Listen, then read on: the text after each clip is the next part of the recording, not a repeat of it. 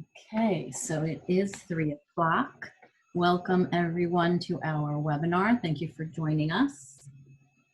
We will start by asking everyone to please mute their mic and to also turn off their video. And this request is because of privacy issues where we will be recording the video and also we will be posting it onto our New York State TESOL YouTube page. So you'll be able to view it there. Again, if you'd like to review some items or if you have some questions, and you can also email me to ask further questions as well. I will include my email in the chat. Okay, so if you're just joining us, please mute your mic and turn off your video because we will be recording this video and posting it on our YouTube page. So thank you everyone for joining. Today we're going to be talking about effective co-teaching approaches for elementary teachers, elementary ENL teachers, along with their co-teachers. Our introduction here is I am the Vice President of Membership for New York State TESOL. My name is Christine Seebach. We are joined by members of our leadership team, our elementary special interest group for New York State TESOL. We have Susan Calix with us. Susan, would you like to say hello? Hi, good afternoon, everybody. My name's Susan. I'm an ENL teacher in Yonkers, and I'm here to help Christine out. Thank you for joining us. Thank goodness for Susan. This is such a wonderful organization. I'm sure several of you are already members. If not, it's an amazing place for us to advocate for our student population, each other, and just make connections. And right down here is our website, if you haven't become acquainted with it yet. Other members of our special interest group for elementary ed is Adriana DeCipio, Mona Narcisse, and Bridget Pittarelli, another group of fantastic folks. It's really just a pleasure to work with everyone. So my name's Christine Seebach. I am an ENL elementary teacher in Brentwood School District in Suffolk County on Long Island. I also teach adults at Suffolk Community College, and I'm in the doctoral program for my EDD at St. John's, and my topic does relate to school district leadership and multilingual services. So I'm very enthusiastic about this, as many of you are. Some of us are veterans of the field, some of us are new. So what we're going to touch on today is basically things that I find that are super important right out of the gate.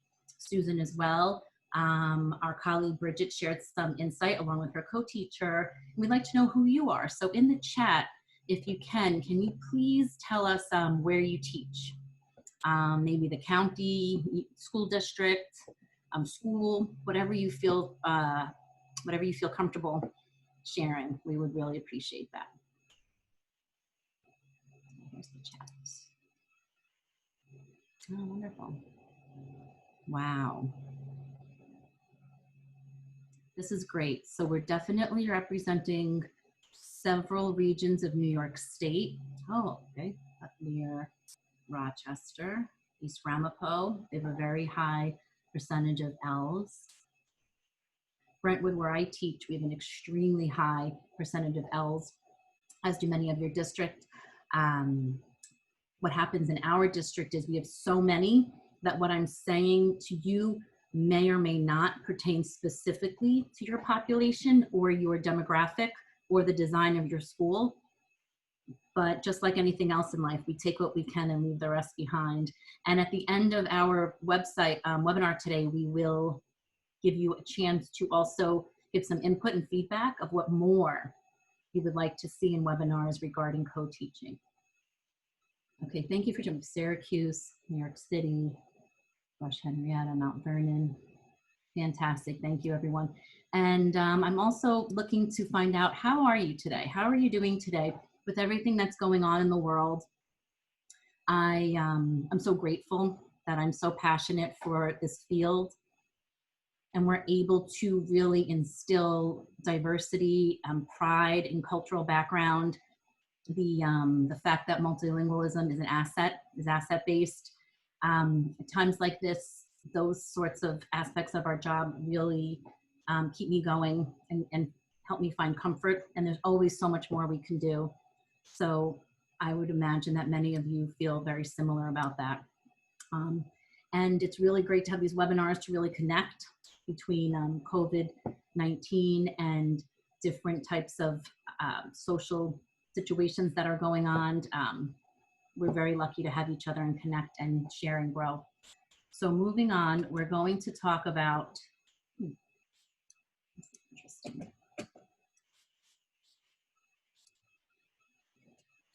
So the objective of today is to find out how do we start and maintain collaborative partnership with our co-teachers.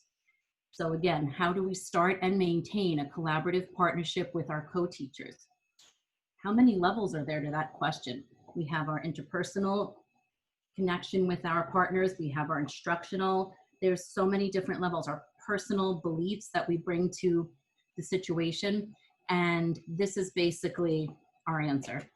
Create a structure and be flexible. Thank you, everyone. The webinar is over. Now, of course, I'm kidding.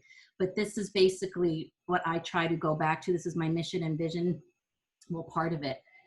Create a structure and be flexible. So you need to really plan with your partners and then continue to be flexible. So these are some excellent resources that many of you made.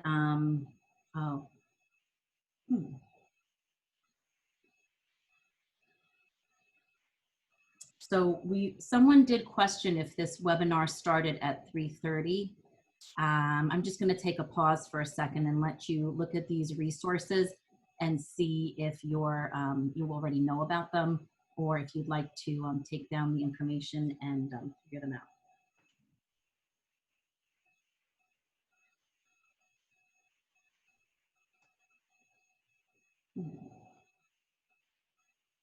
I'm just going to check the website to see if this said 3 or not. Yes, it said 3. Yeah, that's what I thought. Let's find out. Oh, now on the website it says 3:30. Yeah. So if anyone knows anyone who was planning on attending and had registered, you could go ahead and let them know to join now. I don't know how that, a little confusion there, but that's okay. Yeah, that's okay. We have a lot to talk about, so an extra few minutes is fine if we have to go back and review. So thank goodness, we work together, so we're able to present, and then we have a colleague managing the waiting room and chat, so we can handle anything. So just like I was saying, that kind of worked in perfectly, where we have a structure, but we're also flexible. This happens how many times within our profession. So we bring a lot to the table in creating our structure. And one of the things the resources that we can bring to our co-teaching relationship are these resources. Hopefully I'm sure your administrators have their instructions on how to create a schedule. Some of us are responsible for creating our schedule. I currently am not. Currently, I have an administrator who does create my schedule, and she goes along with the numbers for the English language learners and the non-English language learners in the class, or students who have already scored into the commanding proficiency. And they manage that, which is a blessing. And I'm so grateful, because there were times where we were asked to create our own schedules, and it's very, very, very difficult. Another great book is Collaborating and Co-Teaching. This is another resource by Dr. Honigsfeld and Dr. Dove. They're based in Malloy College on Long Island in Nassau County. And then their another resource of theirs is Co-Teaching for English Language Learners, again by Dr. Dove and Dr. Honigsfeld, and it's wonderful. If you Google them, research them, there are so many wonderful resources that they share and that we can explore as well. One of the situations for co-teaching is this, and I think this is genius. Collaborative planning mixed with collaborative instructional delivery, co-teaching, collaborative assessment of student learning, reflection on action and inaction, And some of us may or may not use the term co-teaching. Some of us only use the term integrated instructional delivery. One role of our teachers of English language learners and multilingual learners is collaborating and co-teaching, making sure that we integrate advocacy, compliance, and instruction consistently. It's just basically the gears in our practice. Another part of our role is, when do we do this? For me, it's during whole class, shared reading. It's also during small group guided reading, and then currently during distance and remote learning. So we're going to talk about that later on in the presentation. Right out of the gate, this is one thing that I make sure that I talk to my co-teachers about, is understanding by design. So traditionally, many of us, many of our colleagues, many of us have gone about teaching and planning this way. Whereas I find it more useful, especially, and it's much more effective, especially when you're working with a co-teacher, to start with the end in mind and understand the standards and curriculum, plan for student learning, and then develop the activities later on. And here's a fantastic resource that you can look at that further. So with that in mind, I discuss each of our beliefs. So with the gen ed teacher, the grade level teacher, in my case, it's third grade teachers, and I work with a special ed self-contained classroom as well. We start with what the state standards are asking, which are then interpreted by the school district, which then in my situation, we have a wonderful district-wide department, our bilingual and ENL district leadership. I know in some school districts, they're called the multilingual department, or they're just called world languages. And that's what's interesting about our field. In every single school district, it's not necessarily the same. We have to go by the same state standards, yet the management is sometimes a little bit different. So again, when we share ideas, we have to take what we can and leave the rest behind. So then that then gets interpreted by our school building leadership. And then you have your general education, your co-teacher, and then yourself, I would think is myself, is the ENL co-teacher. So between my and my co-teacher's beliefs, these are the most important items that I know that we have, that I find extremely important. First is classroom management. And not only is that positive behavior reinforcement, it's also how are you managing your groups? How are you managing your whole class lesson? Very important. If you don't have that structure, it's very doubtful that anything that will happen in your classroom will be successful. Classroom management, number one.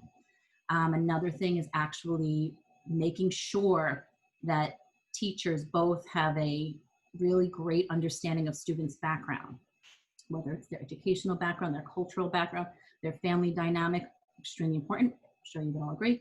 Another item that I make sure that my co-teacher sees the difference, how our students' needs are similar and different to possibly native English speakers, in particular BICS, basic interpersonal communication skills. And if we have more questions about that, we could talk about that later, but I'm guessing, I would imagine most people on this webinar know that. If not, we can always have another webinar, which is fantastic. And CALP, Cognitive Academic Language Proficiency, and assessment. How are they being assessed? So what is the end game? So a lot of teachers, just like in traditional ways, they just want to go straight to the model. What does the model look like? What does it look like? So sometimes you have to make it metacognitive, where you share this first. What does it look like? Then you go back and do the building blocks of what our field and what's important to our students. And then we go back to the models.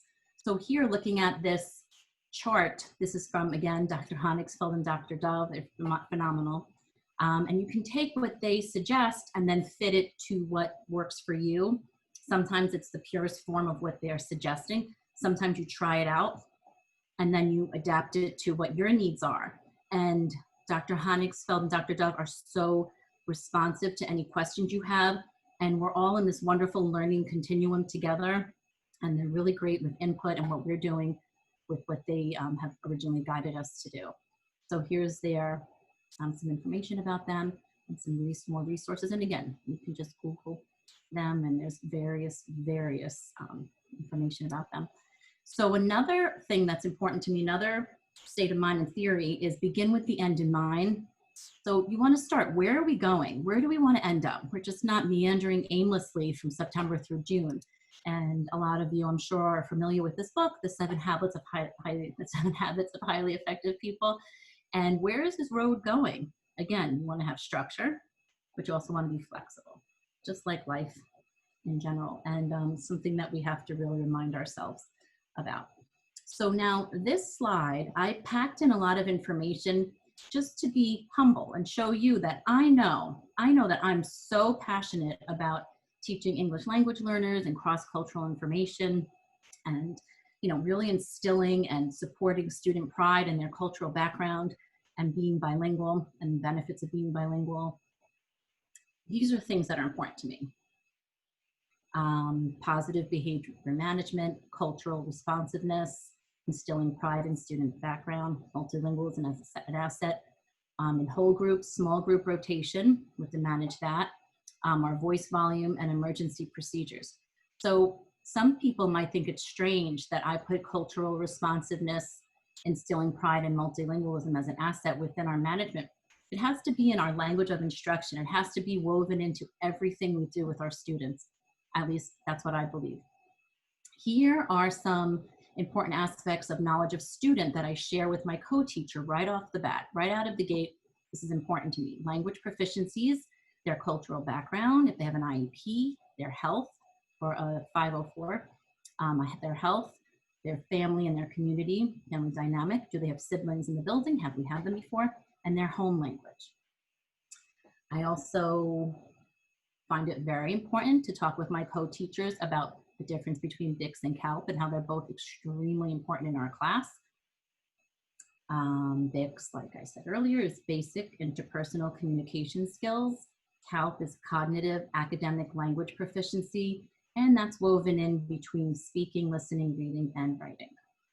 And last but not least, in this quadrant, we have assessment that drives instruction. So formative and summative assessments, I know many people think it's completely prescriptive, where this is formative, this is summative. In my experience, it's woven in. I think just about every single assessment is formative and summative, if you think about it. That's my belief. We get data from the NICETL, New York State's ESL achievement test, our reading benchmarks. We do those 3 times a year. Running records, we do those every few weeks, or could be every time you meet, because there are some students that show lots and lots of growth. We also use iReady. There's a diagnostic on iReady. Raz Kids has some great reports. And then we have our teacher as assessor notes, and that phrase I got from Dr. Honigsfeld and Dr. Dove, and I'll show you what I do for that type of note-taking. And throughout guided reading, I also take anecdotal notes. And I pretty much go by the lesson plan that Fontes and Pinnell have suggested in their continuum for literacy. And we can talk more about that at another webinar also. There's so much to cover. But this is, again, and then I always go back. I start with my teachers after I tell them what's important for me, and they share what's important for them within instruction. Then we talk about what the models are.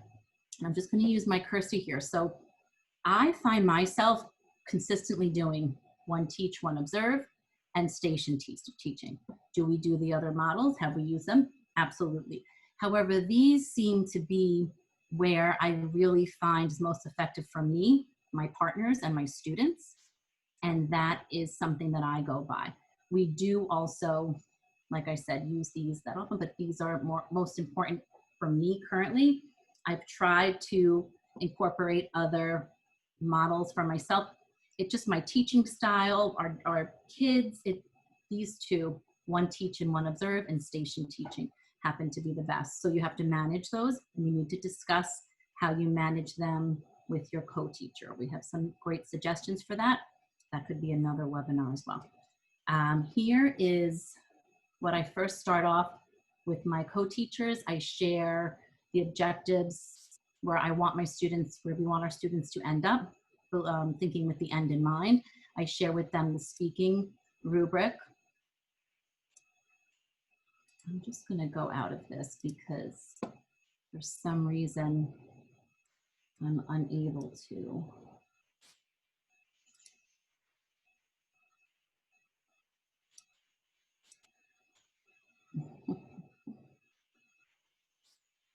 Oh, I see, that's good.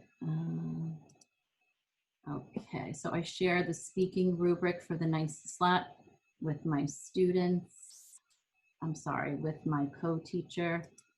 I'm gonna stop sharing there, and then I'm gonna start sharing here. So a lot of us obviously have seen this already, some of us haven't. So kindergarten through 12th grade, I talk about the speaking rubric with my co-teacher. And some co-teachers that I have, I've been working with them for several years. So some of them already know this. Some of them that are new, I then have to talk about this with them again. And as you can see through this, you're also able to teach a teacher who's not certified in TESOL about the levels with our merging, transitioning, expanding, and commanding, and where ultimately we're working towards, and also where students should be. So I use the speaking rubric as a way to communicate with my co-teacher, and also a way to monitor our progress as we plan our lessons, and when we're also taking notes about our students. We use this language of instruction. So let me see this. I also share, can you see the writing rubric?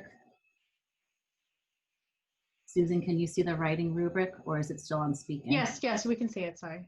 Writing? Oh, good. Yes. Oh, that's great. Okay, it's so annoying to have to stop and share. So I also share the writing rubric for the nicest slat. Again, I've been teaching on grade 3 for a few years now. And so this is grades 3 to 4. And I share with my co-teacher what we should be expecting of our L's and where we want them. Tier 2 and Tier 1 words, transitional words,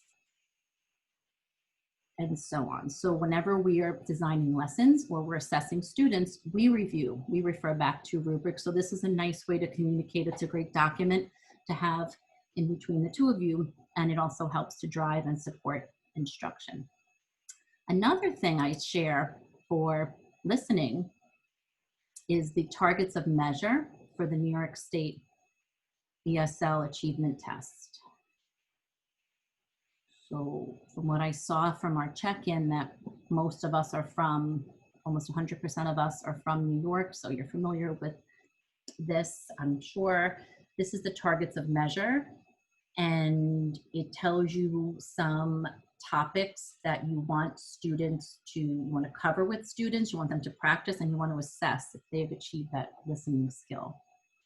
So that's another document you can share with your co-teacher and use that as a didactic tool for both of you to guide instruction. And this should be the one for reading. Yes. Okay, and now, nope, that's still listening. Here we go, reading. Okay, so this is the targets of measure for reading. And here it tells you what type of reading skills you're looking for students to cover, practice, and master. And you can use this within your guided reading lessons. At least that's what I use it for. You could also use this during content area instruction and make sure that students are accomplishing these skills while reading content. Okay. Christina, the targets of measure found also on the NYSED site. Where can we find those? On the NYSED site, that's a good question. And here's the website right here. I could put this in the chat as well. You can copy this. So this is the,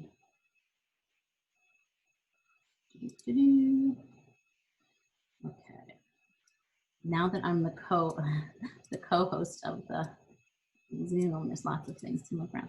So here is our reading.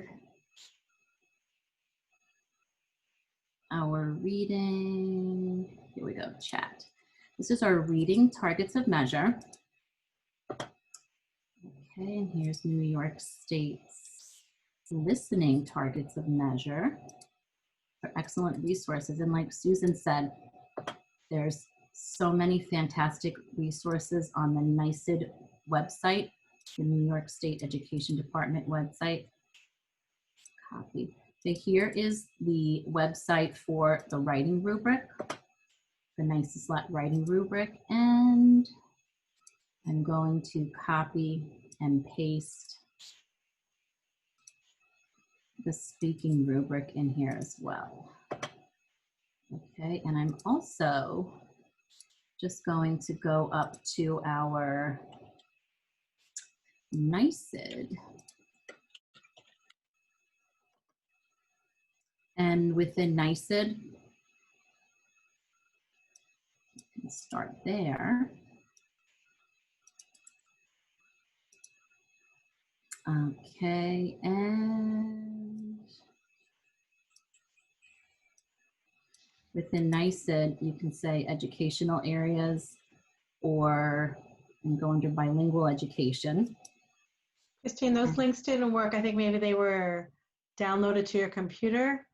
Oh, maybe. Let me see if I hit the space. This is the link for the NYSED multilingual learner page, but I'm not sure about the targets of measure. But I can look for it if you want to. That would be amazing, because then I'll continue. So that's the general. Thank you, Susan. That's fantastic. And I have the general NYSED, and then we have our, I think I didn't hit the space bar. You could also copy and paste these off of the chart of our chat into your web browser.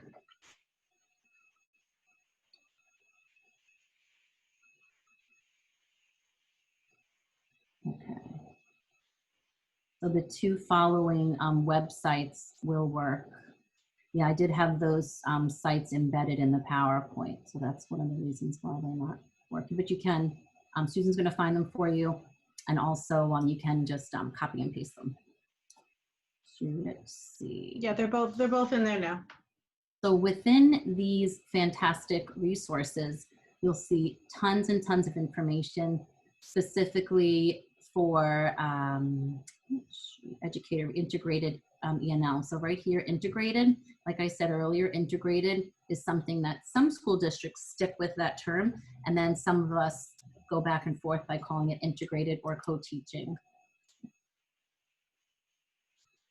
Okay, and here are some wonderful articles. This is a great article to share with your colleagues. It's like riding, they're saying co-teaching is like riding a tandem bike.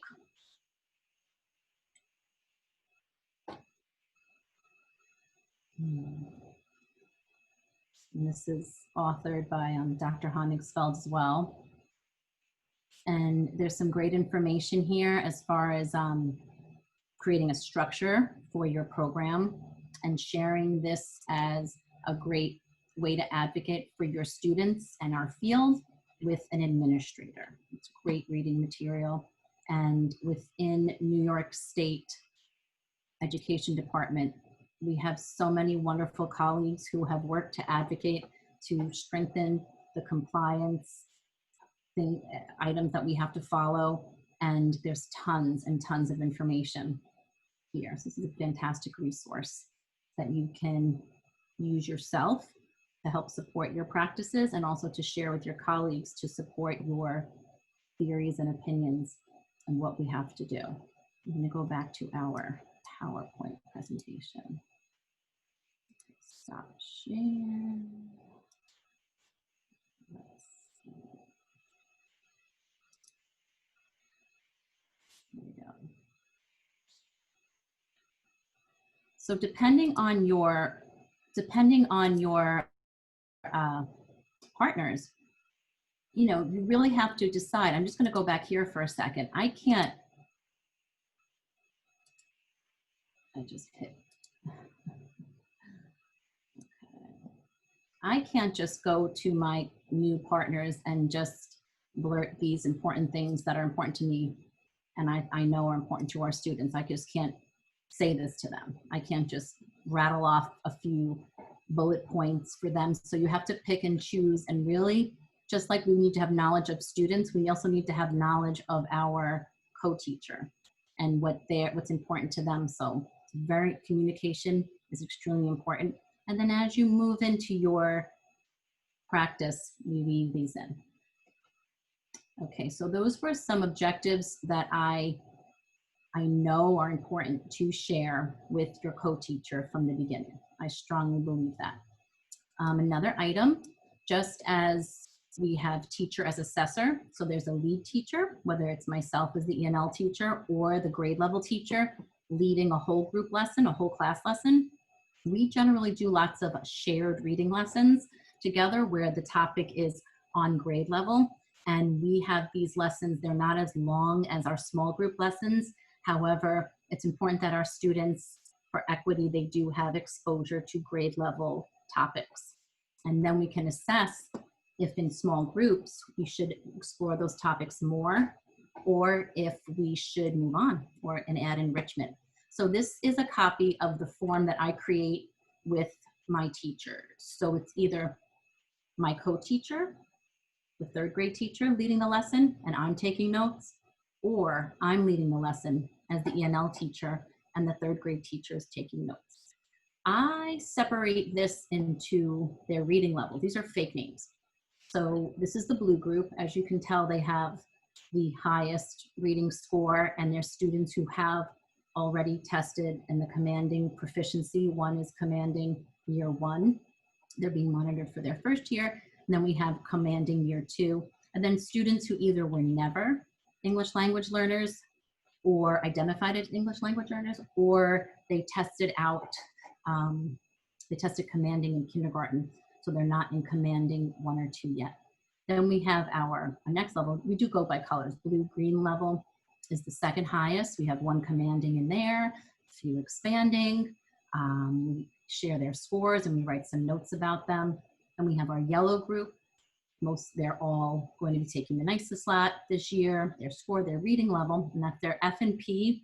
Many of you probably use that, Fontes and Pinnell. And then we have our red group. They are either struggling, and we have to add different sorts of scaffolding for this group. We've all been there. And then we will teach them in whole group, just like, let me go back to this. We will teach them here together, where one of the teachers has the chart and they're taking notes. And then when we break into groups, that form acts as communication between the 2 of us and student data. And then within our groups, we either, like I said, add background information for that skill, or we move on and add enrichment, or reteach, because repetition is key. So again, these are 2 items that I really wanted to share with everyone today. NYSESLAT objectives, beginning my planning in September with my partners, beginning with the end in mind. And the other chart is something that we use just basically every day, even if it's just a group meeting, and we do a social emotional, an SEL check-in, or content area. We use this, it's very useful, and it's a great use of data and communication between co-teachers. This looks very silly, and hey, we're elementary teachers. We do have that side to us sometimes. So for Halloween, not everybody celebrates Halloween, but our school, we did this year, and we dressed up as apps, as technology, social apps, entertainment applications. And my suggestion here is just to become part of the grade level as much as you can. I have really advocated strongly, politely, but strongly, that it's very important that I'm seen as someone who's part of the grade level, not just the ENL teacher. It's very important that I weave myself in. Some people are accustomed to welcoming an ENL teacher in, and some people are not. So just stay patient and stay the course, and your hard work pays off. And I work with phenomenal people. So this is a ridiculous picture, but it's very funny. And my advice is just to advocate for yourself and your students and each other, and enjoy as much as you can. Moving on to remote learning, some of us are enjoying it, some of us are not. So as far as advocating for yourself and being part of the grade level, I will tell you, if you're part of different grade levels, it is very difficult. However, there's so many ways that you can be part of the planning, and TESOL best practices are universal. It's just good teaching, just excellent teaching. Even if it's for a content area, science, math, social studies, there's many ways that we as the ENL teacher can support all students. And yeah, it's just great. I'll show you what I've been doing currently. My current 4 steps in planning for 3rd grade remote learning is, like I said, I've advocated for myself, and I have been welcomed, and I'm so grateful when it's easy. And I'm also grateful for any challenges that I've overcome where I had to continuously advocate for myself, where again, it goes back to expectations. What are expectations? So where I'm at right now, it's wonderful. And it always is. For me, I'm very grateful. So what I'm doing for remote learning is I'm part of the grade level lesson planning. So that's first and foremost. Next, when they choose and categorize they choose their content area topics and materials, I then choose vocabulary that would support those topics, whether it's instructional videos that teachers are making, or PowerPoints, or something from YouTube, or something from Brain Pop. A lot of us use Brain Pop, or Rad's Kids. I take those words and I create vocabulary lessons for the whole 3rd grade. And then I save the lessons, and I can assign them, from my home, obviously remotely, to the whole entire 3rd grade of our school. And I know you say, oh, some of you say, oh, I do that too. Some of you say, oh, I couldn't even see myself doing that. Again, take what you can from this and leave the rest behind, because this works for me. And this wasn't easy. This was work. It was a lot of work to really advocate for myself as an ENL teacher, and our field and our students. And all students will benefit from these practices. So from there, I'd like to have our colleague Susan speak on some other very important aspects of co-teaching. So go ahead, Susan. Okay, hi, welcome everyone. We had a few people who joined in the last few minutes. We apologize for any confusion about the time. So I'm obsessed with these infographics that I found, because I feel like they really describe some important concepts without being too wordy. So the one on the left says, what do English learners need? So just as Christine was saying, it's hard, you get overwhelmed with the grade level and all the different content, and it's really important just to kind of keep focused on what do your students need. Do they need vocabulary? Do they need, inclusion of cultural representations? What can you give them as the ENL teacher that they really need and that they would really benefit from? And then the infographic on the right says 6 ways to accommodate instruction. So, in thinking about this topic, this is my whole career has been in ENL, and I've seen it all, and I've done it all, and I've done every grade level, and it's co-teaching and integrating instruction, can be really challenging. There's a lot of personality issues. It's almost as if you're married to all these different people, and you have to balance all these different things. So some of the things that have worked for me is to always have like a little bag of tricks that I bring around with me wherever I go, and that may include the visuals for the lesson that maybe the teacher didn't think about having readily available. It might include an additional chart. It might include sentence frames if we're doing a writing piece, or if we're doing some speaking. It might include just whiteboards for the kids to use during the lesson, whatever it is that I think would benefit the students. And what ends up happening is, if you don't have a ton of planning time and you sort of are doing these things on the fly, a lot of times teachers will see what you're doing and say, oh, wow, that's great. I didn't think about using the whiteboards for this purpose, or I didn't think about that I should have a video, before we start the reading. So little things that you do start to have an impact on all the students in a good way.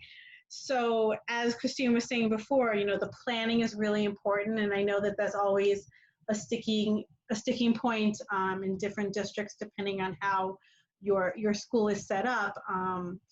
If you have that planning time to really, think at the lesson level what you can do to help your students, that's the ideal. If you don't have a ton of that planning time, then just having the communication and having like this bag of tricks that you have at your fingertips can really be helpful for not just the L's but for all the students.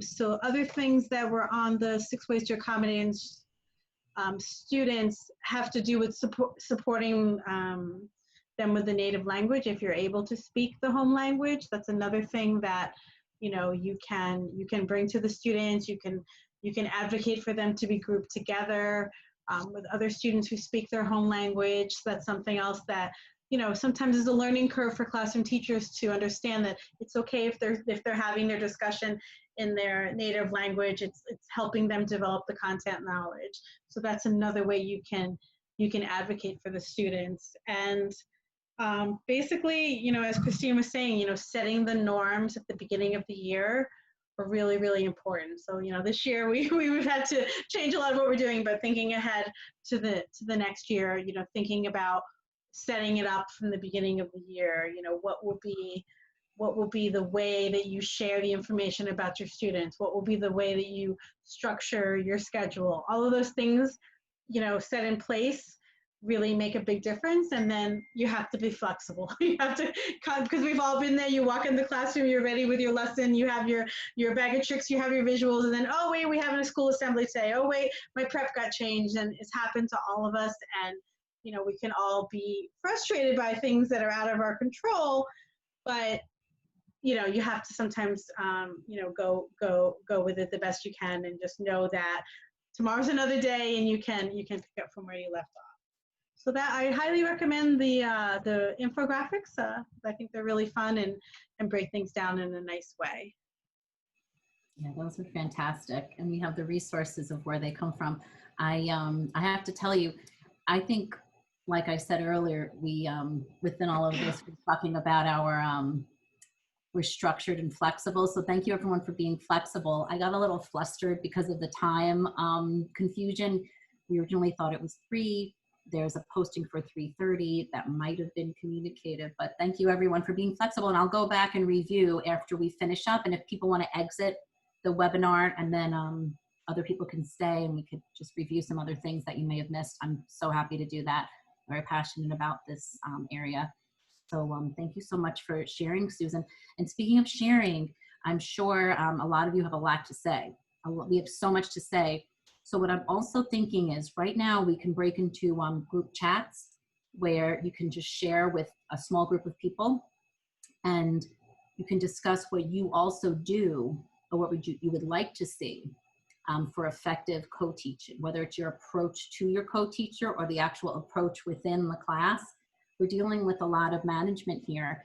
So we're going to make small groups. So Susan and I are going to create 9 chat rooms of 4 people in each room. We have a lot of participants. This is exciting. And I mean, who better to grow from but each other? So we'd like for you to share effective approaches in co-teaching. And it could be how you approach your co-teacher, and also approaches within the classroom. So those 2. If you can discuss those. So Susan, what do you think? Okay, so I made 9 rooms, so give me a second. Christine, I don't know if you're going to get assigned to one as well. I don't know, I've never done a co-host before, but either way, here we go. How much time are you going to give them, just so they know? I think we should do maybe 7 minutes, 5 minutes. Okay. What do you think? Sure. I'm trying to, it's not letting me change the time. I'll do 7 because by the time everyone gets on, what do we have to do? Hi, I'm this let's do 7 minutes. Okay, hold on one second.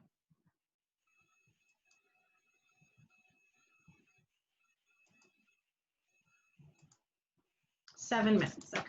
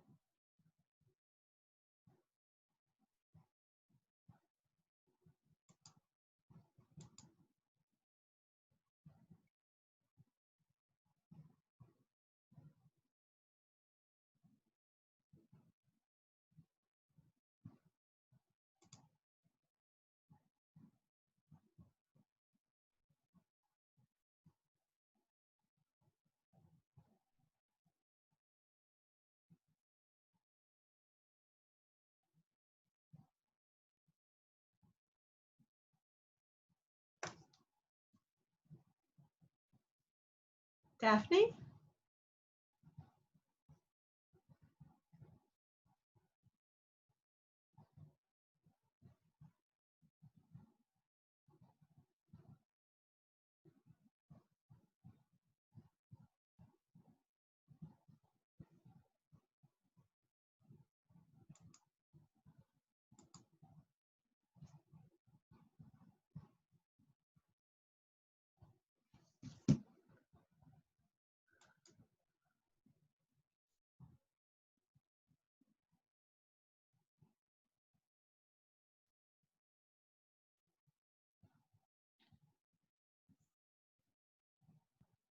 Hi, Aida. We're in breakout rooms. I'm going to move you into a breakout room to discuss.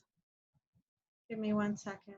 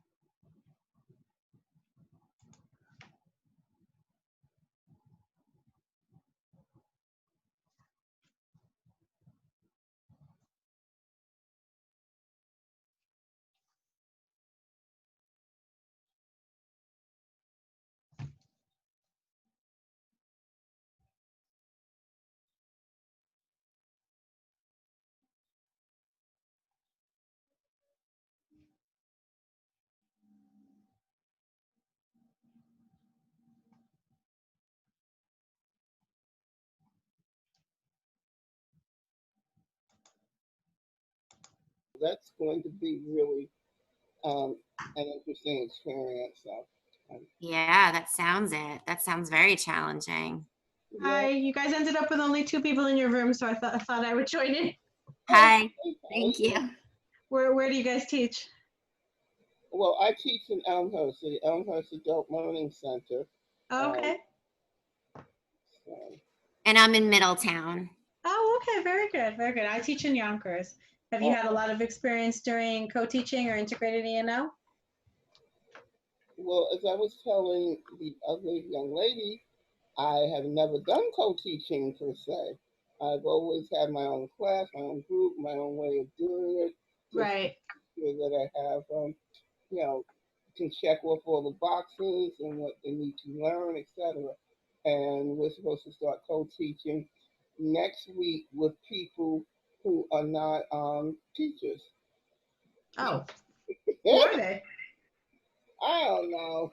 It's like, okay, no, I'm doing that. We're in a library. Oh, And wow. I guess they figure as we open back up, the people who were, state librarians or whatever, full-time staff was not being engaged. Ergo, they're going to engage them and have them do teaching. And I guess as I told Miss Henry, we're going to be teaching the students and teaching the teachers at the same time. But they're going to Wow. have double pay. So.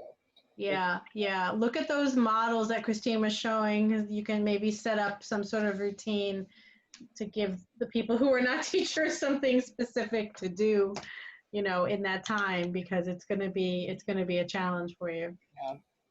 Like going to, are you all going to make this um, available on the TESOL? Yes. Yeah, it'll be posted to the New York State TESOL YouTube channel. But those models that Christine showed, you can find that on the New York State website as well Okay. to look at, because I think that would help you a lot. Yeah, I think it would. Yeah. And do you work in elementary or secondary? No, actually, as I said, I teach adults, so Right, adults, right. you can categorize that way. I teach what they call high intermediates. Got it. So. Yeah. Anne, do you teach elementary? Yeah, I do kindergarten through 5th grade. So Okay, that's similar to myself. Yeah. yeah. So I was just saying that it's a challenge being in multiple grades because we don't Yes. have, you know, the same planning Right. period and things like that. And I was saying that I mostly push into the room and then I work with my small group at the, you know, in the classroom, but I'm not Right. necessarily, you know, co-teaching exactly what Right. the teacher's doing. That's the challenge because I have been in those situations as well. I'm sorry, somebody's asking for help. I don't know what kind of help they need. Hold on. Oh, we're getting ready to be. Yeah, I think it's about to close anyway. Okay. Nice speaking with you. Nice to meet you Yeah. too. Yeah.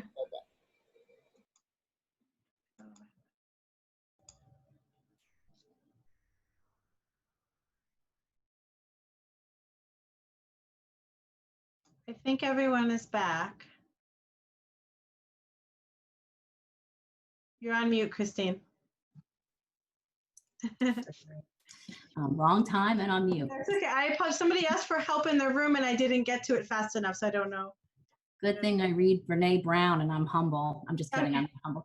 So, okay, so I'm going to look at the chat. We have some input here.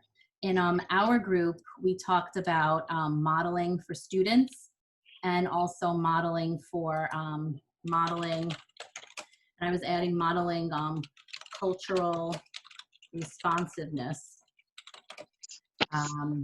for your co-teacher. Some of us are so fully, and you know, this manifests everything we do, and some of us need that modeling because we're just not accustomed to it. Also for students, so you're modeling for the co-teacher and the students to treat each other and really incorporate cultural background. Yeah, that's really good. Breakouts, that's interesting. Yeah, I do like a breakout once in a while, and it's kind of interesting. Fantastic. So please share any other ideas you'd like to share that your group discussed in our chat. That would be fantastic. As we're waiting for people to share, I would like to share a testimonial from somebody in our, where is this? From someone on our team. Can everyone let me know if you can hear this testimonial about their collaborative work? Hi, my name is Megan Kataya. Yes, we hear it. Yeah, okay, good. This is my 3rd year teaching and my 2nd year co-teaching with Bridget Pittarelli. Working in a 3rd grade co-taught classroom has been an incredible experience, from the planning stages to the teaching to the reflection afterwards. The process as a whole has been rewarding and full of enriching learning experiences for both myself and our students. From the beginning days of school, Bridget and I work hard to get to know our students and build relationships with them. This allows us to create an environment where the students feel valued, comfortable, and confident to take risks in their learning. We also work hard to embed background and supports in our teaching that aid in the students' abilities to access content, answer questions, and have peer content conversations. In our classroom, we're equal partners. We both deliver content and we're able to bounce back and forth in our dialogue and offer students different lenses for scaffolds and support in their learning throughout our lessons. In order to be this comfortable in front of the class, we put in a lot of time planning together. We create presentations that both hold content objectives as well as language objectives, and they're designed with student engagement and interaction in mind. Through this planning, we flow together seamlessly and are able to pick up where the other leaves off. However, of course, there are days where we don't always find great success, and then we're able to discuss what went well and what needed some tweaking in order to streamline our lessons and make them more effective the next time. This reflection period is crucial for ourselves and for our students, and having a partner that I trust is critically important to be able to grow in the co-teaching craft. In our 2 years together, we've seen an immense growth from our students, both ENL and native speakers. Our students are confident in working independently, answering questions, and speaking in front of their peers, as well as participating in whole group learning because they know that supports will be provided and they know where to look for it. For example, embedded in our presentations or hung on the wall in anchor charts. We have seen so many students transition from being dependent on these speaking frames to eventually constructing full sentences on their own. Having two teachers in the classroom allows us to connect with more students in both large and small groups, and to make sure we're meeting the needs of all students and providing the attention that they need to be successful. So thank you to Megan. And again, many of us are in ideal situations. Wink, wink. Let's be honest, none of us are. None of us are really. We have to continuously advocate for ourselves. I mean, I'm just being honest here. I've had many challenges and many wonderful, welcoming situations where I was from the beginning grateful for, and then lots of things where I felt I'm so passionate about being bilingual, multilingualism, TESOL, just second language acquisition. I'm happy to share that with others and remain patient with people who don't understand for various reasons, people who are willing to learn. And it's not easy. Sometimes it's a challenge, sometimes it flows very well. There's no situation, just like our students, you know, we have tons of students who, wow, this really worked well. And like Megan had mentioned, we have to stop and reflect on what we're doing. So yeah, I see some people, they said the breakouts are intense. This is a tense subject, and I'm smiling just because I love the challenge. I love the advocacy. I really enjoy when it works out well, when we remain patient and really, you know, really back ourselves up with research. Sometimes, fortunately, we don't have to share that. Sometimes we do. And yeah, someone was talking about clarifying roles by using the co-teach models. What will we do? I think we can do another webinar too on co-teaching models. And sometimes that's dictated by, I've seen it dictated by the building principal, where the principal will say, I just want to see small groups. What about grade level? Our students have the right to have grade level exposure to grade level curriculum, and then break out into groups on their level and bring them to the next and add rigor there, perhaps. I know they benefit from the mix. We can also talk about having constructive conversations with our colleagues about effective practices in co-teaching with ELs. I'm really glad. So I'm going to share the Google form that you all could. My computer's slow suddenly. That you could all give input on for future. That's interesting. Okay. Where is the chat? Here we go. So in our chat, I'm going to share a link for you to join.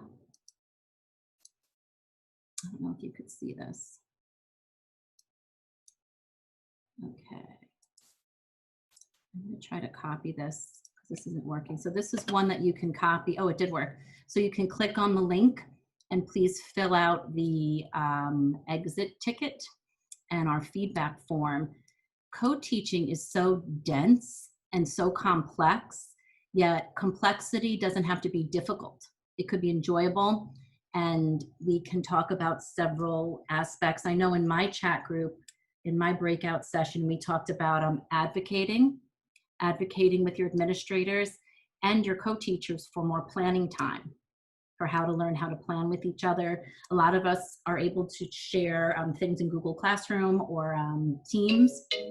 So there's different ways we can share through not texting. That drives me nuts because sometimes there's too many texts going back in a group text, whereas through email or through Teams, you can actually trace what was discussed and what was changed in your lesson framework. We can talk about that as far as advocating for more planning and how to plan with your co-teacher. Now you need permission. A lot of times, oh, darn it. Let me see. Thank you for letting me know. Let me check this out. Hold on one second. If anyone would like to please add more input, I'm just going to figure out and make sure everyone has access.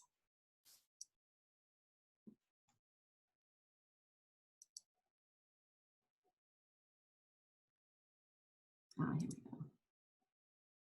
Okay.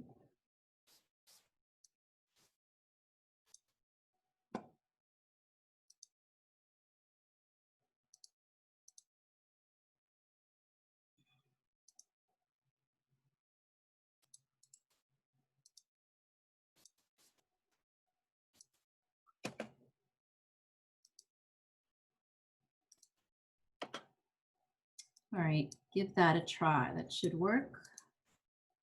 Okay, I just put a new link into the chat so you can try that again. Everyone should have access at this point. And give us some feedback where we can discuss about, we could have more webinars and talk more about co-teaching.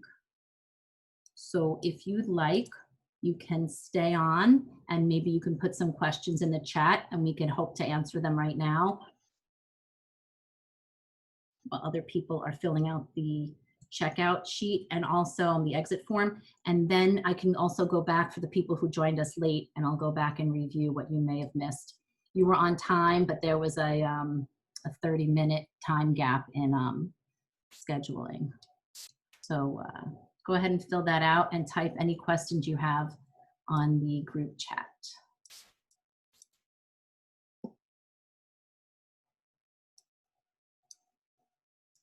Oh, thank you. I'm glad it was helpful. Every little bit counts.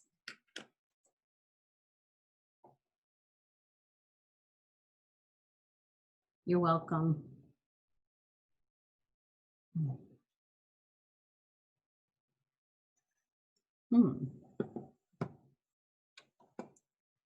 That's strange. Someone said it still says permission needed. Let me see. I clicked on it. It worked for me, I think. Okay. I think the second, the second one I sent should be good. And if anybody has any questions about co-teaching or any comments, you could go ahead and put that in the chat as well. Oh, good. Thank you for letting us know it worked.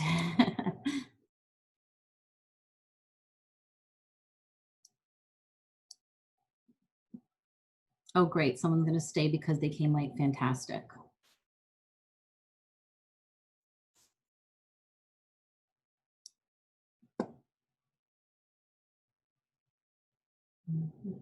All right, give that second link another try.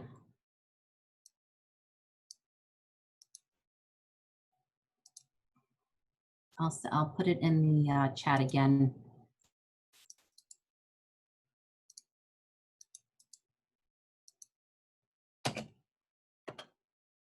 So this link should work.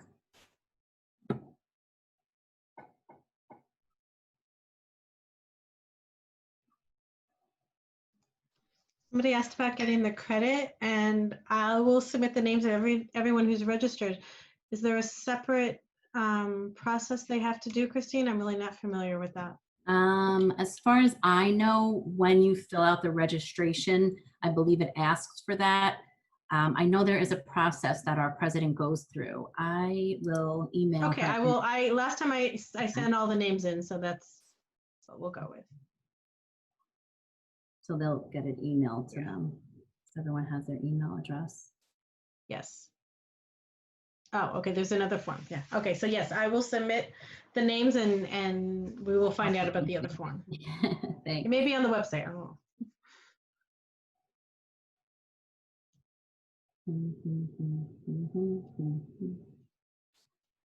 Okay, so we'll just wait for a few more moments for everybody to fill out the form, and then we'll go back to the beginning of the presentation because of the time conflict.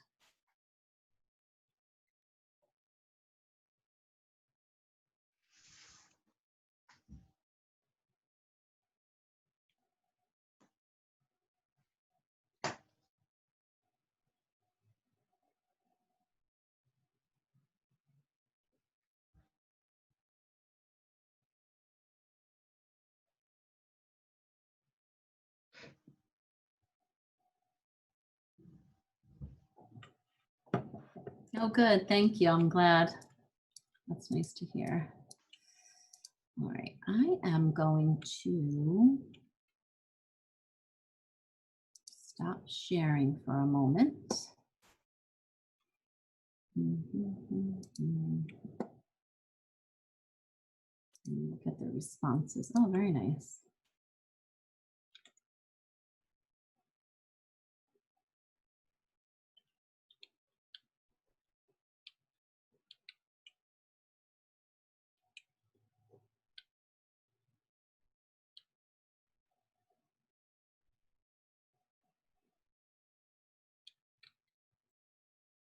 Mm-hmm. Mm. Oh, that's nice. I see someone's takeaway was to be patient and have respect for yourself and for others, and to always be an advocate for English language learners. Fantastic.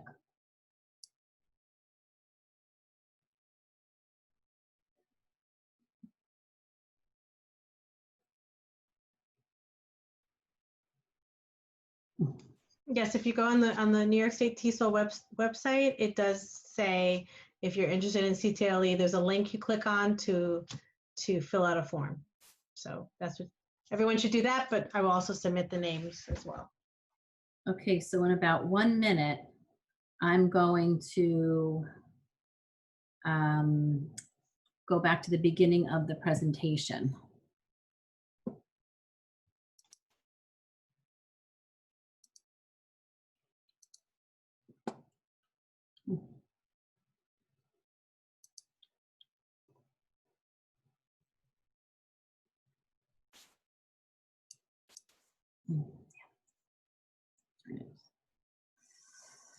Here we go. Okay.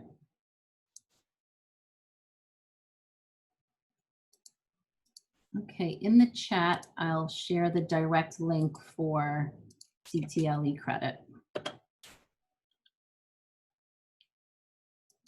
So that's the link that you will be filling out.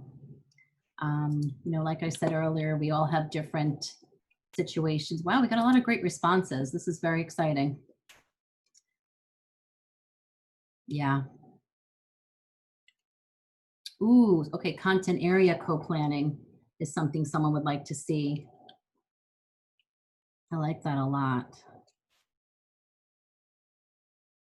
Yeah, some people are saying they'd like to see anything about co-teaching. All right, this is fantastic. So in about 30 seconds, I'll start the presentation again. So, oh, that was, yeah, that's great. Someone said, yes, science, teach me. That's me, I like it. You know, with the co-teacher, you know, if we have some type of a framework, we can really just collaborate on just about everything, but it's just getting that buy-in from your co-teacher, and us also compromising and trying things out.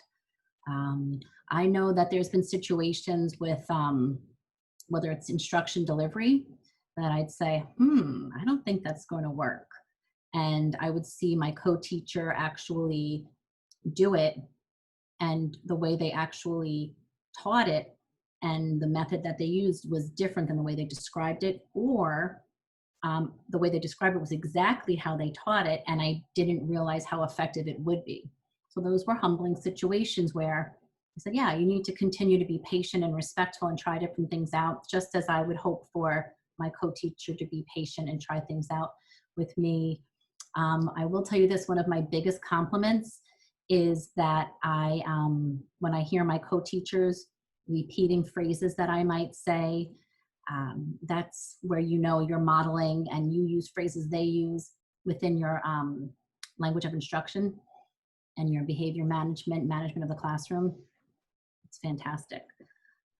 When you're really having that symbiosis going on. Doesn't always happen, but the more you work harder at something, the more it does pay off, and it just comes out naturally. Okay, so I'm going to start our, oh, that's interesting. It's not taking any members. I see. Yeah, you have to go, okay. Wow.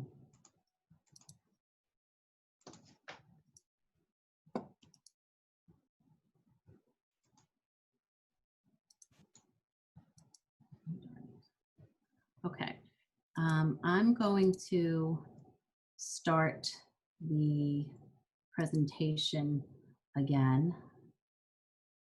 Oh, that's interesting.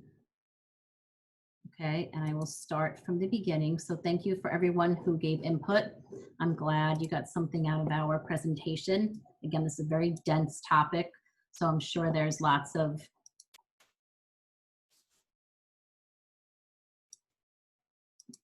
that's weird. I'm sure there's lots of questions you still have, And like I said, I'm really excited to do more focused webinars in the future where we maybe focus on advocating for planning time and actually what to do to be productive during planning time, and also to become a part of the grade level as much as possible. Susan, do you think it's a good idea for me to continue, or did you want to say something? No, go ahead, continue. All right, let me know if there's a question or, okay. So here we are, effective co-teaching approaches for elementary ENL teachers. I have 3 o'clock and then something was posted as 3:30, but either way, here we are. I'm Christine Seebach, the Vice President of Membership for New York State TESOL. We also have members of our elementary SIG leadership team, our special interest group for elementary school. And we have Susan with us. Another person who, 3 other people who are very important to our team is Adriana, Mona, and Bridget. And what's nice is we work in different regions of New York State. So it's really a fantastic and powerful way to share and connect with our colleagues. Here is our website for New York State TESOL. Okay, like I said, my name's Christine Seebach. I'll introduce myself in a second. Susan, do you want to introduce yourself again for the first time? Okay, hello again, or hello for the first time, depending where we are here. My name is Susan Calix. I'm an ENL teacher in Yonkers, in the city of Yonkers. I'm also the Do Language mentor, so I work with teachers who are new teachers to our Spanish-English Do Language program. And I'm here as one of the members of the elementary special interest group. So we welcome you. We're not going to be able to cover this whole topic, but we will give you the overview and definitely plan another one to delve a little deeper. So welcome. Yeah, it's so important to note that because, you know, if we don't approach the co-teacher effectively, you're doomed to failure. It's very hard to repair. So, you know, first impressions are very important. Like I said, my name is Christine Seebach. I live and teach on Long Island. I teach in Brentwood schools, which is in Suffolk County. I'm also an adjunct at Suffolk Community College, and I'm in the doctoral program at St. John's University. And my topic is leadership, school district leadership of multilingual services. So that's who we are. So if you hadn't already, if you can add in the chat who you are and where you teach and what grades. I teach generally grades 3. I have 2 classes of grade 3 and 1 special education class.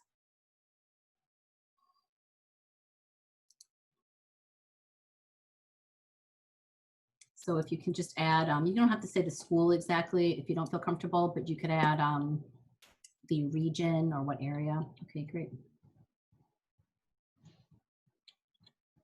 That's interesting. Grades 1 through 3. In my breakout room earlier, we talked about how we notice teachers who teach grade levels or content area or subjects, preps, some of us call them. When I was a high school teacher, it was a prep.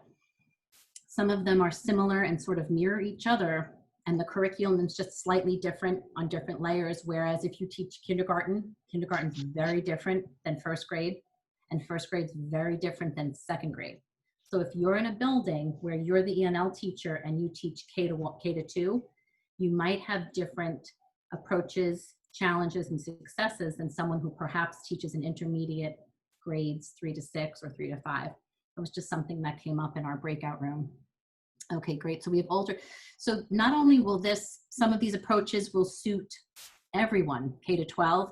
It is definitely, I'm going to share my experience as an elementary ENL teacher, but nonetheless, we're co-teaching and trying to work in a symbiotic relationship with our partner. And there's different ways to do that. Sometimes it's a pleasure. Most of the time, for me, it's a pleasure. I've worked very hard at my structure, and I try to remain as flexible as possible. But you know, sometimes it's a challenge because you're constantly with people. And I'm definitely outgoing, but I'm also more of an introvert. So it's a challenge for me at times to spend 100% of my day with people. That's just a challenge I find. And I have to be able to pace myself within my groups. Oh, great. Oh, good. So someone just, I love that you're here and you're interested. That's wonderful. You're a real lifelong learner. So welcome to our talk. So I'm going to move on. That's me. This is a picture of me teaching one of my groups. So they look quite diligent, don't they? I just really try to find, I really just try to find ways to make them feel like scholars. I'm sure you do too. It's very important to me. So right off the bat, I had advocated for myself for a few years to make sure I had a horseshoe table. And the district where I work, there's not a lot of extra funding laying around. However, this was integral. This was crucial for more effective instruction for my small groups. And I was able to finally get a horseshoe table for this classroom, horseshoe, U-shape. A lot of us call it different things.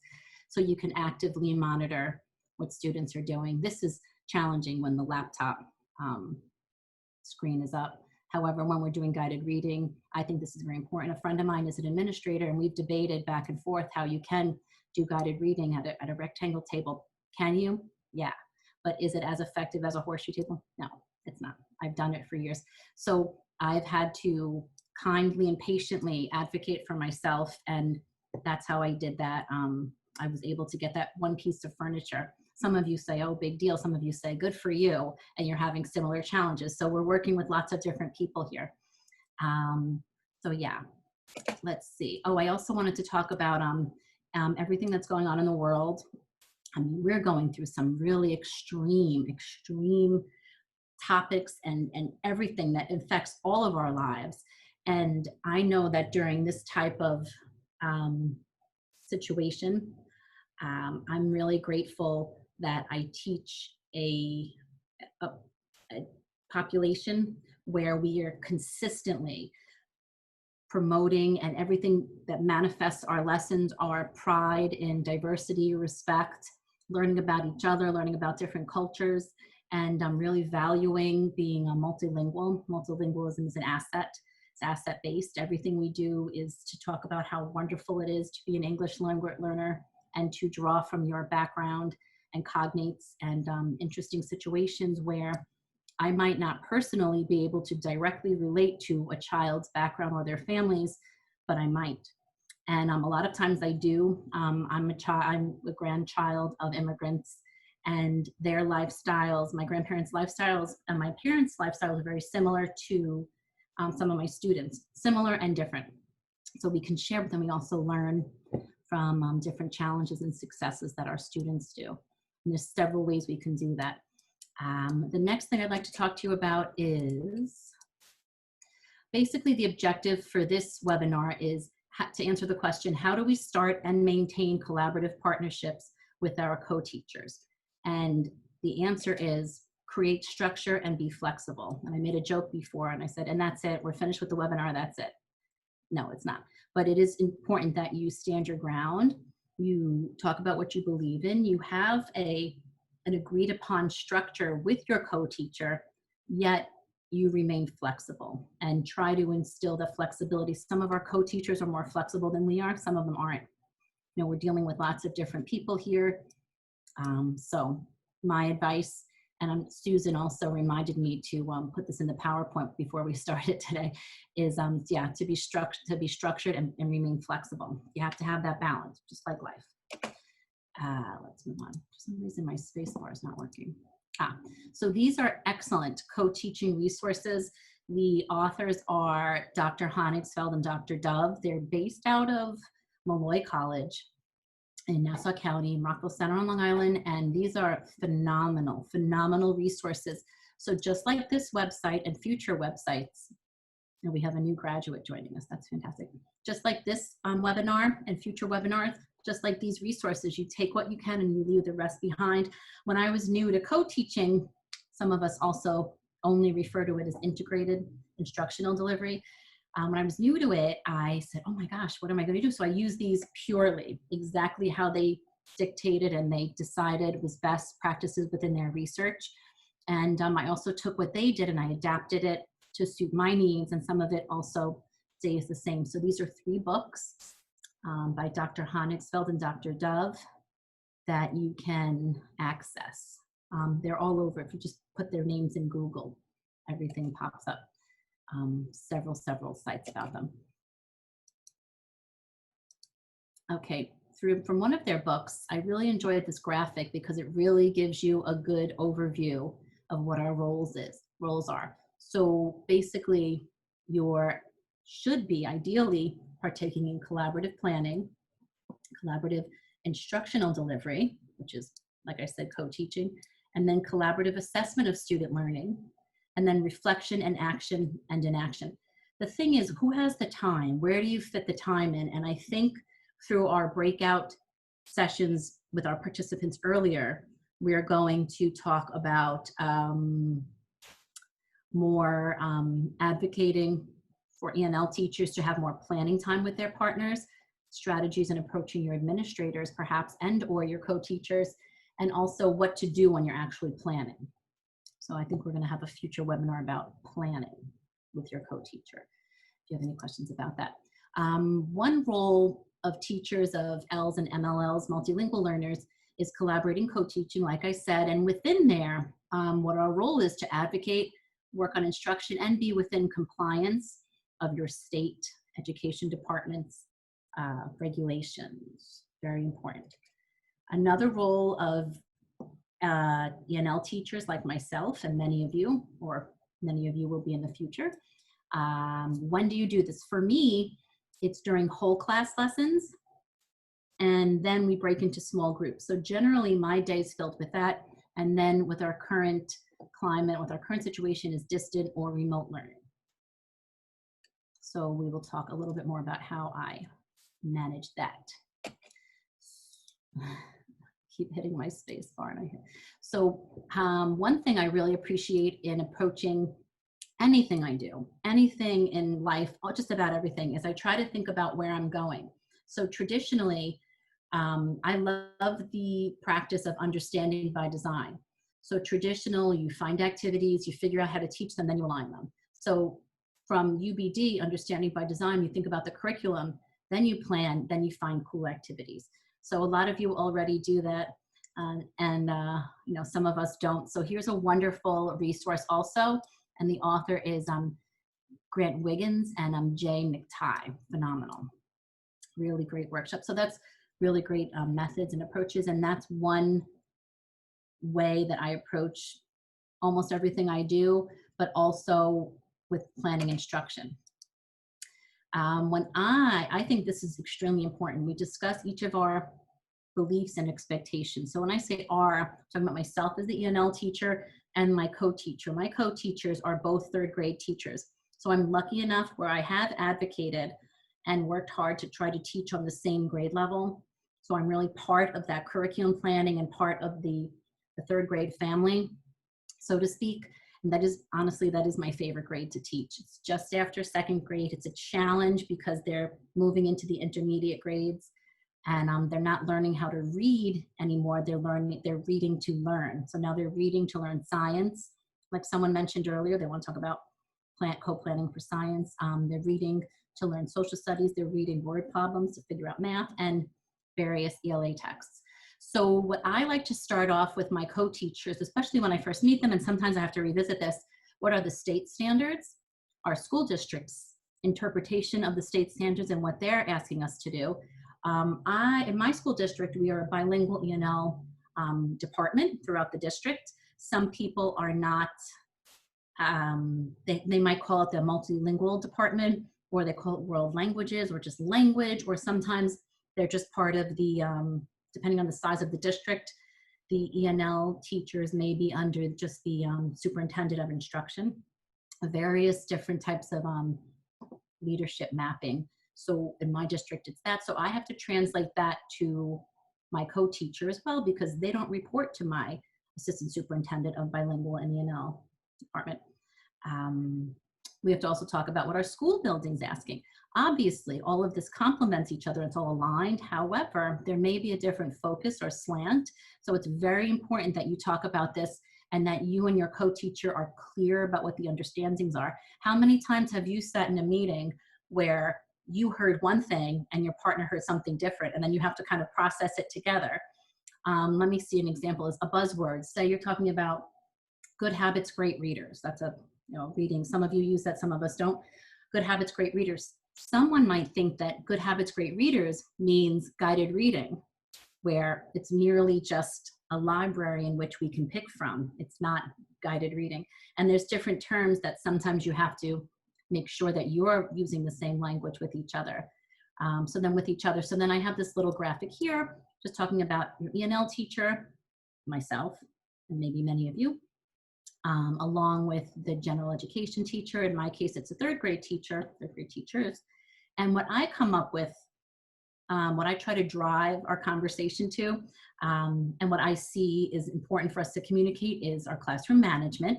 How are we structuring our positive behavior modification? Also, our structure of our whole class lesson, and then moving into small groups. Are you rotating? Is there a bell? Are you ringing a bell? Is there one ding, two dings? How many dings are you ringing?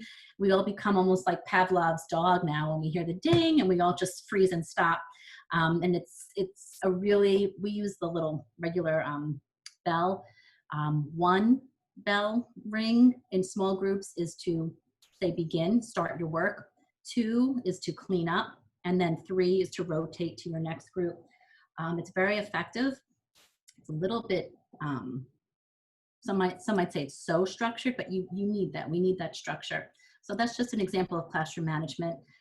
Also, this is something to think about that not many people think about. As an ENL teacher, I'm traveling. In one of my great breakout rooms earlier, I said, yeah, don't you feel like we're like the rabbit in Alice in Wonderland? I'm late for a very important date, because we're constantly moving, right? So with that type of management, if you don't have structure in your classes, it's not going to translate into your, you'll just be exhausted. You need this structure. There's several reasons for that. And also, as you're leaving a room, you want to make sure you left those students in a very positive state, where if the child's having a bad day, we have to be really understanding where, in my opinion, this is my opinion, my experience, where you need to give them a reason, like if they did something where they seem to make a bad choice, you need to kind of address that, but also give them the opportunity to make it up before you leave the room, because you want to make sure that you leave the room in a positive state, where you're not just moving a child, whether it's a card or a clip. We all believe in several different things. I like the Harry Wong wheel, where you move a child's clip to say, like, if I do it for an effort. Are you doing your best effort? It doesn't have to be right or wrong. It's effort for me. And I just make sure that when I leave that classroom, that all the students feel like they put their best effort. And if they're in a bad mood or something's bothering them, that I was understanding and that I tried to offer some help for them. But when I'm leaving that room for classroom management, I want to make sure that they're not just left with a consequence and they're upset. Absolutely not. Whereas a co-teacher may think differently. No, they need a consequence. They have to have a consequence, where you may completely differ with your theory, but you have to balance that out and compromise in some way, and really what's best for the child, obviously. So that's some classroom management situations. Another thing is a student background. It's very important for me that myself included, our teaching assistant, our paraprofessionals, and our co-teachers are aware of where students are from, the language they speak, if they have any siblings in the building, what's their family dynamic, their health background, just many different things to make sure that we know our knowledge of students. Another thing that I make sure we talk about is BICS and CALP, basic interpersonal communication skills. So speaking and listening, but that could also be writing a quick note and reading it. And then we have CALP, cognitive academic language proficiency, our academic skills. We can also do another webinar on these topics, but many of us are also familiar with this. And last but not least is assessment. Assessment, many of us might see it as completely prescriptive, where you have your formative assessment and your summative assessment. In my opinion, in my experience, all assessments are formative and summative rolling, depending what your purpose is for using them. So either way, your assessment will drive your instruction, your further instruction. And I'm going to explain to you how I do that. So what I do is generally, we have several different co-teaching approaches. And this is coming from, again, Dr. Honigsfeld and Dr. Dove, and here's some ways you can find more information of them. Again, just Google them. They're very well, easy to find. We have, I was talking to the other group about how my partners and I really go from one teaches, one observes to station teaching. That's really our go-to. However, there's many times we have used these other models, but I just know that this works best for us. This because we do, through our district, we're asked to try to fit in some type of shared reading lesson. And the shared reading lesson would be whole class. A lot of you already know this, sorry to repeat anything you already know. But the shared lesson is important because there you're teaching, and our students have a right to be exposed to grade level, you know, New York State standard dictated grade level information. And then with there, we have one person teaching, whether it's myself or my co-teacher, the third grade teacher, and then the other person, myself or the third, we flip-flop. Myself or the third grade teacher will take notes, and we'll take data on how the students are doing. Here's a little data chart. And some of the data could be, are they speaking in full sentences? Are they asking questions where we need to work on their questioning? Is it verb tenses? Are they leaving out prepositions? Is it vocabulary? So there's many different reasons why we would, okay. All right, thank you. So yeah, I'm ad-libbing a little bit more because I'm less nervous now that we have more time. Okay, so we have, and then we move from whole group, we share a form, there's a form that we use together, and we communicate with that information, and then we may either reteach the skill or go back a little bit and give a little bit more background information, or do some sort of enrichment. Another way that I approach my co-teacher is to begin with the end in mind.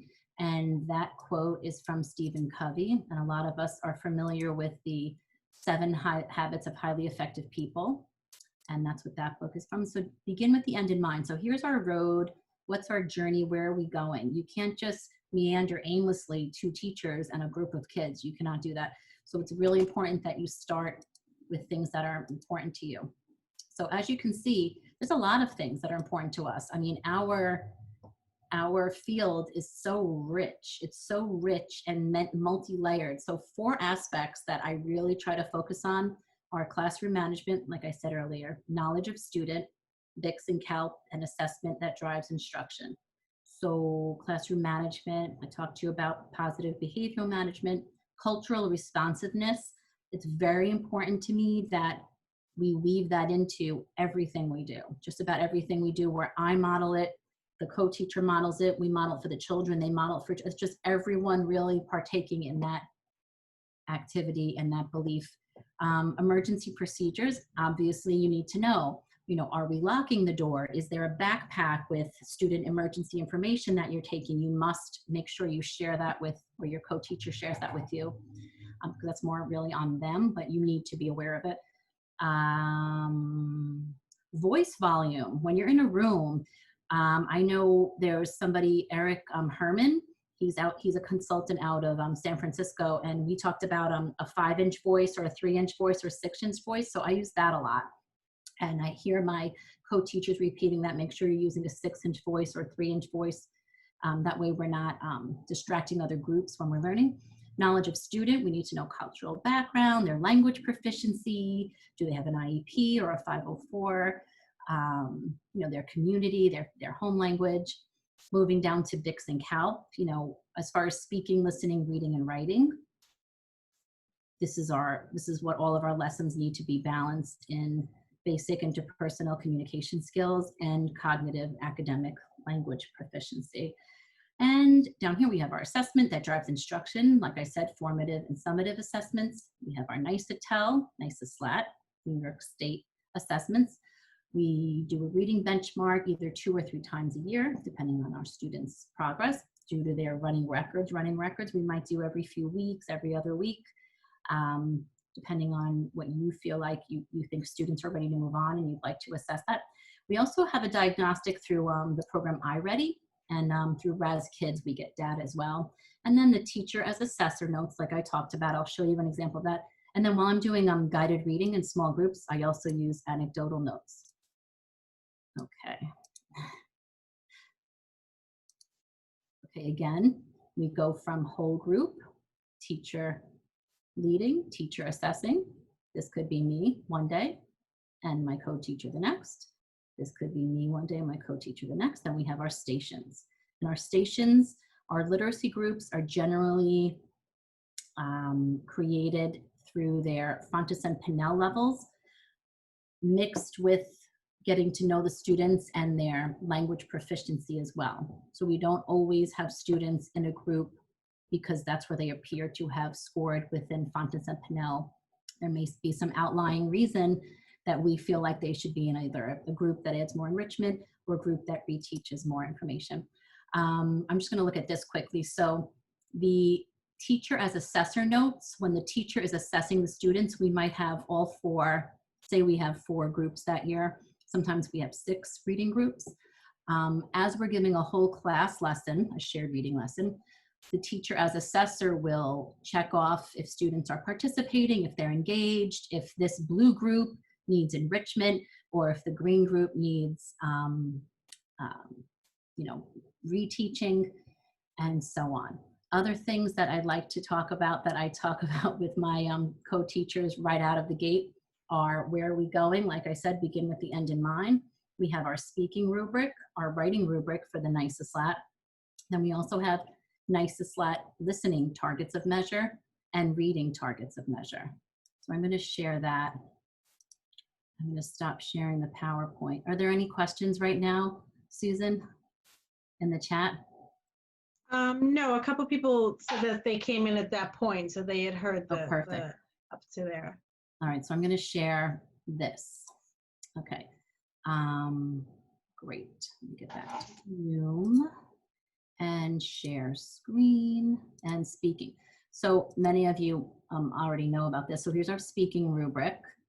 I share this with the co-teacher to show what we're expecting. So some students we're expecting full sentences. Some of us are just expecting, for some students, we might be excited to see their growth using connected phrases and expressing complete thoughts and ideas that are relevant. Moving on to different proficiency levels. So like in New York State, we have emerging, there's entering, emerging, transitioning, expanding, and commanding. So ultimately, we're looking for this, for students to achieve these skills while they're speaking, but as they're showing growth, perhaps they're using connected simple sentences and limited expanded sentences. And then perhaps we're moving them on to using expanded sentences unless they're transitioning.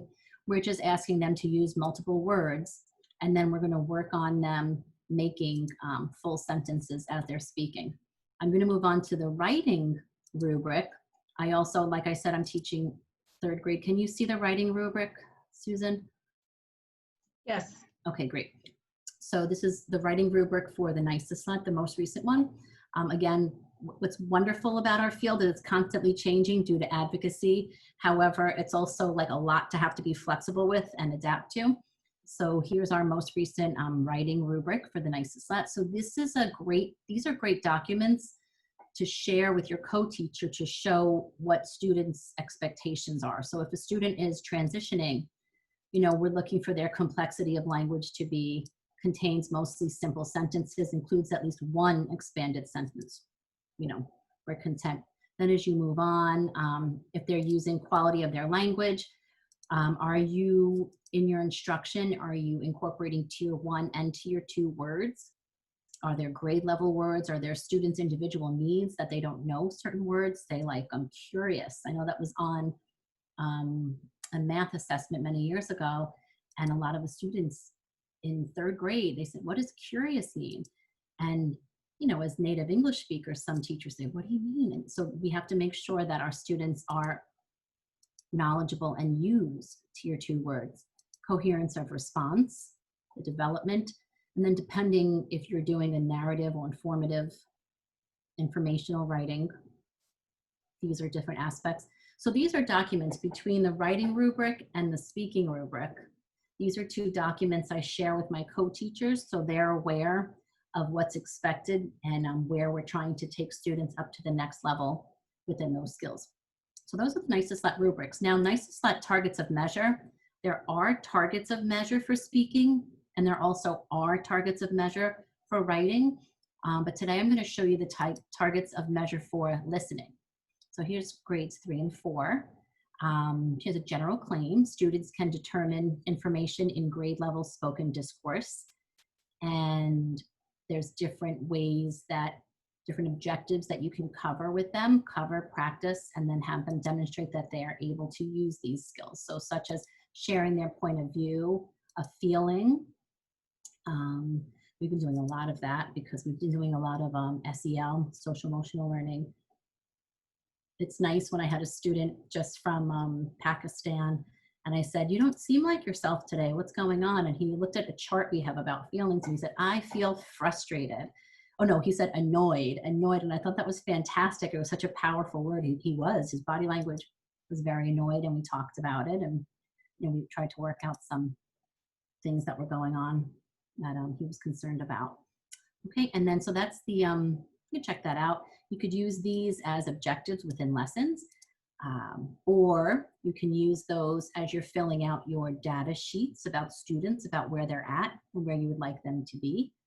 If you have a chart that you fill out or create with your partner. And then this is, that's listening again. This is reading. So then here are some targets of measure for reading. Here's 3rd grade. Okay, so while reading, these are some objectives that they can figure out a key detail, the motivation of the character, connections between characters. They could provide context clues to determine meaning.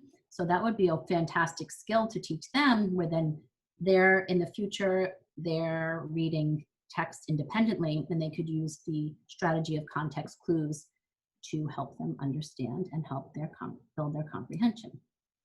Okay, let me see. That was those were the 4 items I wanted to share there.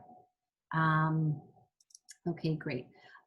One thing, I know this is a very silly pick, but I just wrote, become part of the grade level, advocate and enjoy. So, We're still seeing the other screen, Christine. Oh, okay. That's interesting. Share screen. Okey-dokey. Oh, here it is. How's that? You see it? Yes. Oh, good.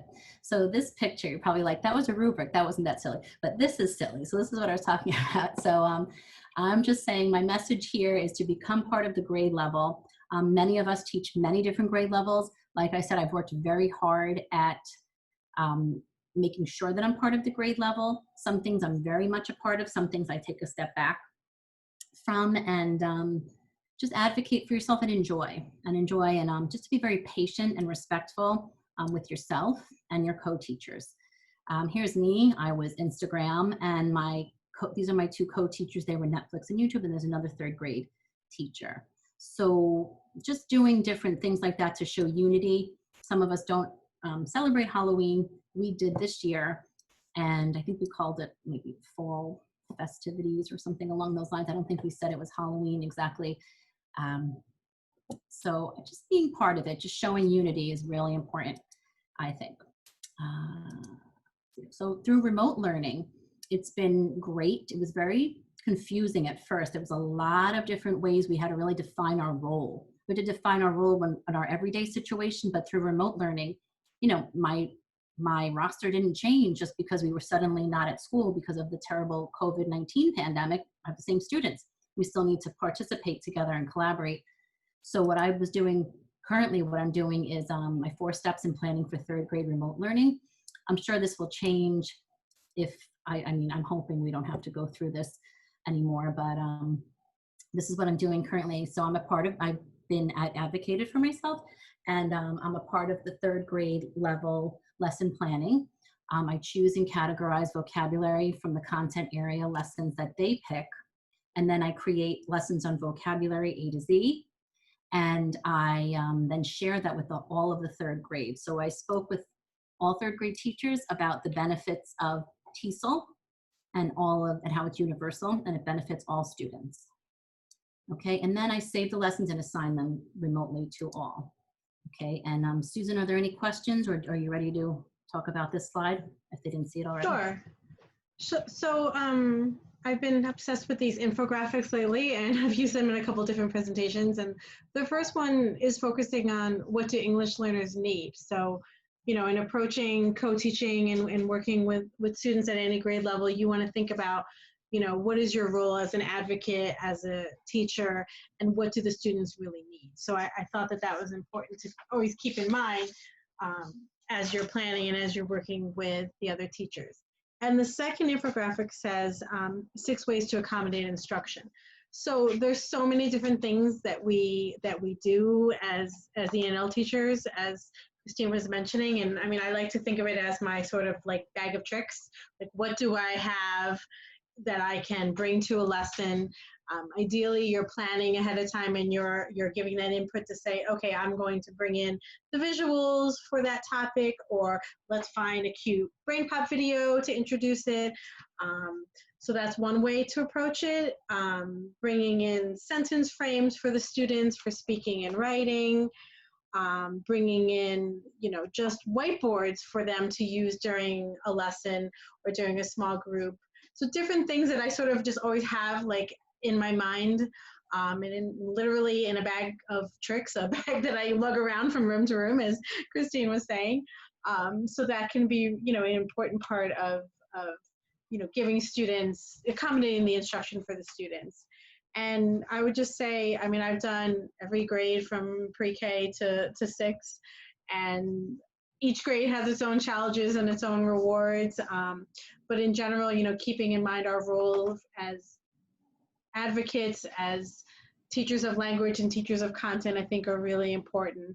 And starting out next year, I mean, we have a really opportunity to have a clean slate because everybody is, you know, starting brand new with all of this behind us, hopefully.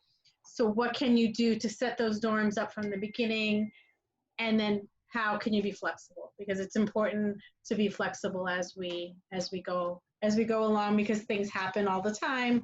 But I think, you know, for the students, they benefit from having you there, from having an advocate in the room with them, and really all the students benefit from most of the strategies that we bring in. Yeah, that's true. Really good. I'm going to just share a testimonial from one of our leadership mates, our teammates. We have 3 loyal people who left, Christine. Oh, so then maybe ask thank you. if they have any questions. Thank you for sharing 2 hours. No, I'm just kidding. We started earlier. I was just laughing at and now we're still presenting, which I'm happy to. I'm very happy to. So here's one testimonial of. Actually, you know what? Maybe we'll. Do you want to take a second for anyone here to share what they think is very important in approaching? They may have heard that because a lot of the people came in about this point. So we have Danette, okay, Daphne, and Megan. You guys have, I'm not sure what exact time you joined in. So I'll just share this then. Do you, Danette, Megan, and Daphne, would you like to share anything that you know works well? Anything that's I was here for when we went into the breakout, and my group had just talked about the importance of kind of setting up that routine for you and your co-teacher. Just have it consistent. That way the students know that you're part of the class, and yes. And your teacher, your co-teacher knows that as well. Yeah, I think that's so important, you know, and that's where it is like being married to someone. You have to have this structure, you know, from the very beginning. And I think, you know, that's the beauty of elementary school, is that you get to start again every year and you start fresh and, you know, advocate for yourself to be in the room and to be part of the process. That's a really good point. I think one of our future webinars, I think we're going to have one about advocating within your co-teachers and your administrators to have more planning time, and then what to do during that planning time where it's productive. That's one thing. And then yes. Another thing is actually your role and what language you're going to use. You know, it's not push in, pull out, like it's, you know, you're not a paraprofessional, you're a full-on teacher, you're their teacher, those are your students, and it's also the language that we use. So I think that's such a valuable point. Thank you, Megan. Danette, did you want to share? Yes, I did. First of all, I want to thank you for taking the time to go back over what My pleasure. you missed. And secondly, I agree with the Kobe quote about focusing on what putting the end in mind. And as I said, I have not code taught in all my years of teaching. I basically had my class, etc., and taught. And even though I'm teaching adults, it's still a little daunting for them, of course, because they're not used to the English language. I mean, there's different competencies, but a lot of it can be transferred to me teaching in the adult arena. And as I told the two people who were in my breakout, we're going to have a very interesting situation. The part-time teachers, which is what I am, will be teaching the library staff who's full-time, who are not teachers. So it's going to be teaching the students and teaching non-teachers to teach. It should be really interesting. Yeah. Sometimes you see this challenge, and it's exciting when the approaches we take to try to, alleviate the challenge and learn and grow from it work. And then when they don't work, it could be a little bit frustrating. But, sometimes I'm so empathetic to other teachers and their frustrations that I have to remember to stay the course and do what I believe is right, and just to stay confident. And it's not easy. That's why we need webinars and connecting like this once in a while for that reminder. Yeah, well, this is really great, and the information Oh, nice to hear. Terrific. My mind is full. Well, I know. I'm thinking, oh my gosh, there's so many different avenues we can go down, so many tangents we can take with this topic, which is why, I don't know if Megan, Daphne, or Danette, did you fill out the exit? No, not yet. Okay, let me go make sure I could reattach the And I hope, maybe next time we have a webinar, it's really nice to bring in classroom teachers and non-ENL teachers, because often we're like preaching to the choir, as they say. And, I've done workshops like this where you've brought in teacher teams, and then it's someone else giving a message. And then a lot of times, teachers will just latch onto it because like, oh, I hadn't thought about that. Oh, I hadn't thought about, oh, you don't have a space to work when you come in, and little things like that I think, are sometimes there's so much going on in a classroom that can get lost a little bit, but hopefully we can reach out to non-ENL teachers as well to include them in the conversation. Daphne or Megan, did you have anything you wanted to add? I filled out the exit ticket, and I thought, planning would be a great, great next webinar. Yeah, I like that idea. I agree. I think that might be our first one. Yeah, we had some really great input and great feedback on what to talk about. I have the form up in front of me now. Oh, great.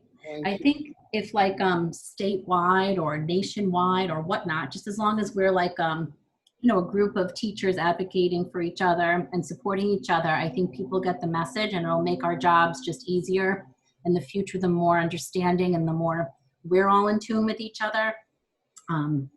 Yeah, I think that could only help. This was good. Susan, should we add anything else? What do you think? No, thank you for coming, and look out for some more webinars. And, it's great to have people with different backgrounds and different teaching situations, because we can all learn from each other. Well said. And thank you everyone for your patience. Thank you. And in the time, I got a little flustered. I'm normally a little bit more composed when I'm presenting, but I got a little bit flustered with the time frame, and then I was repeating things, and someone wrote very flexible. No, you were great. Flexibility, just like we said. I was like, Then I read Brene Brown, just remain humble, and it's okay. I like her. Yes. Yeah, she's great. So much. Thank you so much. Thank you. Take care. Thank you. Bye-bye. So Susan, do you want to send the video to what was the name of the person who, I can't, the person who I didn't hear what you said, sorry. do you want to send this video to the person who edited it the last time? Let me find the name. Oh, okay, yeah, it's in my He did email. such a beautiful job. I can't believe I mean, I don't know, I mean, I just sent it to Laura last time, and then Laura sent she it sent it over? along, so, Okay. yeah, once I have it, I will send it along with the list of people. But it was good, it was good. Yeah, I think it was good.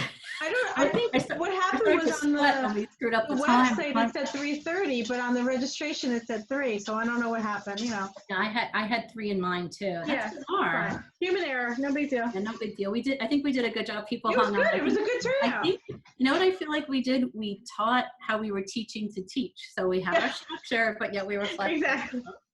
Exactly.